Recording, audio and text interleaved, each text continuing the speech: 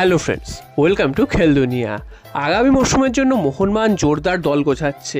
Already কিন্তু অনেকগুলো বিদেশির সাথেই মোহনবাগান কথা বলে নিয়েছে। তো তার মধ্যে এক দুজন বিদেশি প্রায় কনফার্ম হয়েও গেছেন। তো তোমরা জানো যে কার কথা বলছি, কনফার্ম হয়ে গেছেন। তো সমস্ত বিদেশিদের নিয়ে আলোচনা করব, যেসব বিদেশিদের নাম উঠে এসেছে তাদের আসার সম্ভাবনা কতটা এবং কে কে প্রায় সই করার মুখে, সেগুলোই নিয়ে আলোচনা করব।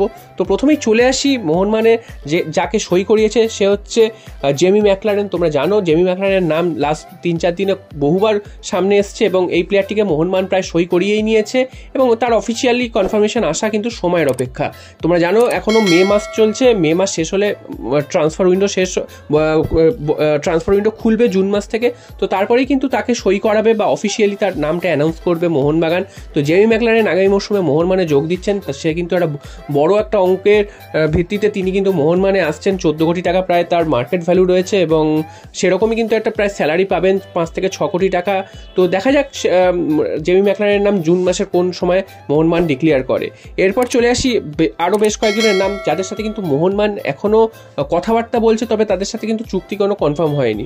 তো এরপরে যার নাম বলবো তার নাম হচ্ছে রুজবে চেসমি। এই নামটিও কিন্তু লাস্ট কয়েকদিন ধরে বেশ কয়েকবার সামনে এসেছে এবং রুজবে চেসমির ওপর মোহনবাগান এর আগেও ইন্টারেস্ট শো করেছিল এর আগের সিজনগুলোতে। তখন কিন্তু রুজবে চেসমি তিনি কিন্তু আসেননি এবং তাকে কিন্তু কনফার্ম করতে পারেনি মোহনবাগান। তো এই মরশুমের শুরু থেকেও মোহনবাগান কিন্তু আবার তার প্রতি ইন্টারেস্ট শো করেছে এবং তার নাম কিন্তু ভেসে উঠেছে। তো এই প্লেয়ারটির সাথেও মোহনবাগান কথাবার্তা চালাচ্ছে, যদিও এখনও কিন্তু এই প্লেয়ারটির সাথে কোনো কিছুই ডিল ফাইনালাইজড হয়নি এবং যদি তার সাথে ডিল ফাইনালাইজড হয় তাহলে কিন্তু তোমাদের অবশ্যই জানাবো। তবে তার সাথে কিন্তু কথাবার্তা চলছে, এই অবস্থাতেই রয়েছে, তিনি কিন্তু এখনো কনফার্ম হয়নি। এরপর যার নাম বলবো তিনি হচ্ছেন ব্র্যান্ড কাল্টাক। তো এই প্লেয়ারটি ডিফেন্সের প্লেয়ার, ডিফেন্সে মোহনবাগানের প্লেয়ার দরকার। এই মৌসুমে মোহনবাগান ডিফেন্স নিয়ে কিন্তু যথেষ্ট ভুগেছে। তো এই জন্যই এই পজিশনে সেন্ট্রাল ব্যাকে কিন্তু একজন ভালো ডিফেন্ডারের প্রয়োজন। তাই জন্য মোহনবাগান এই প্লেয়ারটিকে নজরে রেখেছে। এই প্লেয়ারটিও কিন্তু অস্ট্রেলিয়ান এ লিগে খেলছিলেন, ভানুয়াতুর প্লেয়ার, যথেষ্ট শক্তিশালী একজন প্লেয়ার। তো এই প্লেয়ারটির যদি মোহনবাগানে আসে, মোহনবাগানের ডিফেন্স তো অবশ্যই শক্তিশালী হবে। তবে এই প্লেয়ারটির সাথেও কিন্তু মোহনবাগান কথাবার্তা চালাচ্ছে, এর সাথেও কিন্তু এখনও কোনো কিছু ফাইনালাইজড হয়নি। ফাইনালাইজড হতে কিন্তু আরও সময় লাগবে এবং দেখা যাক শেষ পর্যন্ত এই ডিফেন্সে এই প্লেয়ারটি আসেন না অন্য কোনো প্লেয়ার মোহনবাগান নিয়ে আসে। অনেকগুলো প্লেয়ারের সাথেই মোহনবাগান কথাবার্তা বলছে, তো শেষ পর্যন্ত কার ডিল ক্র্যাক হয় সেটাই কিন্তু দেখার বিষয়। তো ব্র্যান্ড কাল্টাক এই নামটা উঠে এসেছে, তোমাদের কিন্তু জানিয়ে দিলাম। নেক্সট নাম আসছে, যার কথা বলবো তাই তিনি হচ্ছেন বারিসাটিক। তিনি কিন্তু লেফট উইংয়ে খেলেন।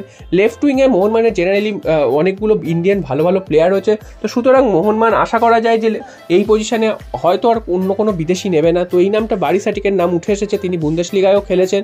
তো তোমাদের জানিয়ে রাখি এই প্লেয়ারটি মোহনবাগানে আসার সম্ভাবনা প্রায় নেই বললেই চলে। তার সাথে হয়তো তার নামটা ভেসে উঠেছে, তাই জন্য এই নিউজটা উঠে এসেছে। তো বারিসাটিকের আসার সম্ভাবনা প্রায় নেই বললেই চলে। আর সবশেষে যার নাম বলবো তিনি হচ্ছেন জোশুয়া নিসবেট। তো এই প্লেয়ারটির নামও তোমরা শুনবে, এই লাস্ট কয়েকদিনের মধ্যে উঠে এসেছে।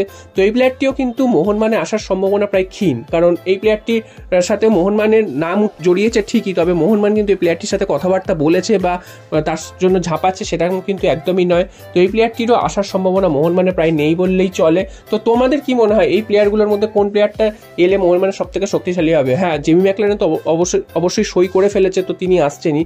তো বাকি 4 জনের মধ্যে মোহনবাগানের কোন প্লেয়ারটিকে প্রয়োজন তোমরা কিন্তু